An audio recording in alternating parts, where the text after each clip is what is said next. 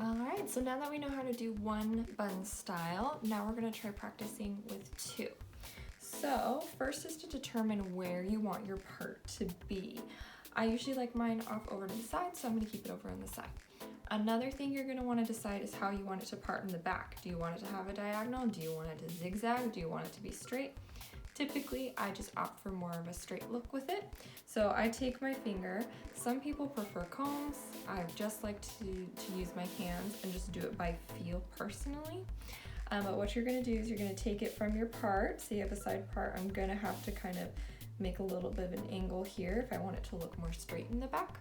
So take my finger and I divide it down and then I just part it.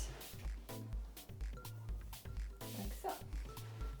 I start with one at a time and I section one part of the hair away so that it doesn't, now that we've got it parted, it won't mix with the other section if we've got it separated. Okay, so then with this side, I'm gonna go ahead and create my ponytail.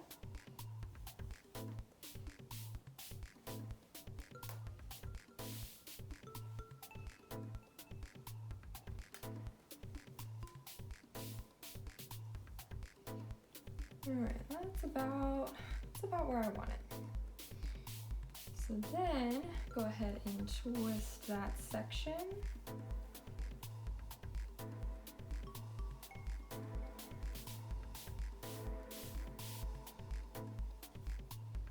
And then secure with a hair tie.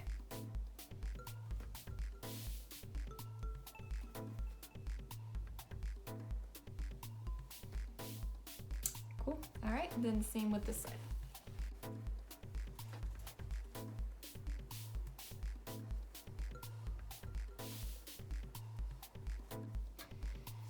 Another hair tie.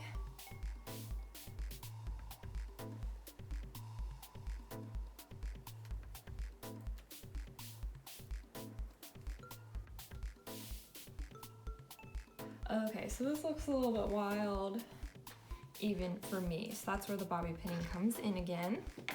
So I like to kind of get these sections to come together a little bit because it creates this really cool effect that looks like you're weaving stuff in together and you just did two buns and some bobby pinning. So I am gonna take this piece that's hanging down and I'm gonna move that towards the center.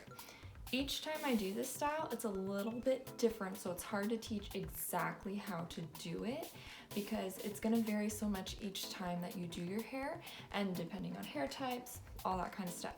So as long as you know the basics of bobby pinning, once you start getting practice with it, you'll be able to kind of decide where you want where you want hairs to go, and it becomes much easier at that point. So I know that this is a section that's hanging down way too far, so I'm gonna bring that over here towards the center, and I'm gonna secure it with my bobby pin.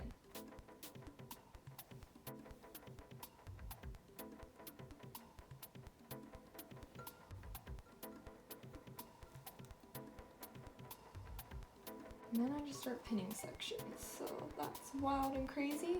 Those ends there. The best way I like to deal with crazy ends like that is taking a secure part of the middle of the bun, like say this section right here. I like to stick a pin through there and then use it to cover the ends so that they're not flying out. I'll do that again with these over here.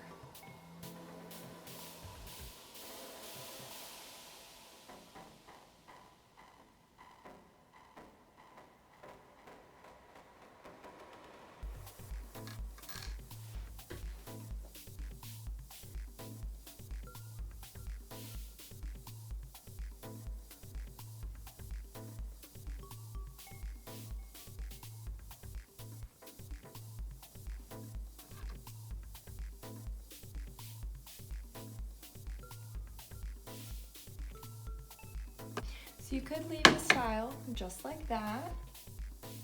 But some people like more of that weaving effect, more of that texture. So you would pull it out.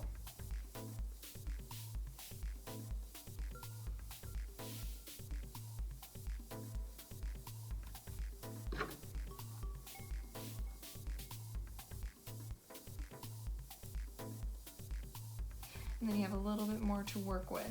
And then at that point, you take the bobby pins and take from a section over here and try to kind of weave it into the section next to it. And again, these bobby pins, you don't have to feel them touch your scalp. When you're securing a base, you want it to slide against your scalp, but these ones we're just trying to create texture. So take it from one section, and just try to kind of pin it into another one. Make sure you push it in all the way though, because you don't want them to poke back out. But they do not need to be on your scalp.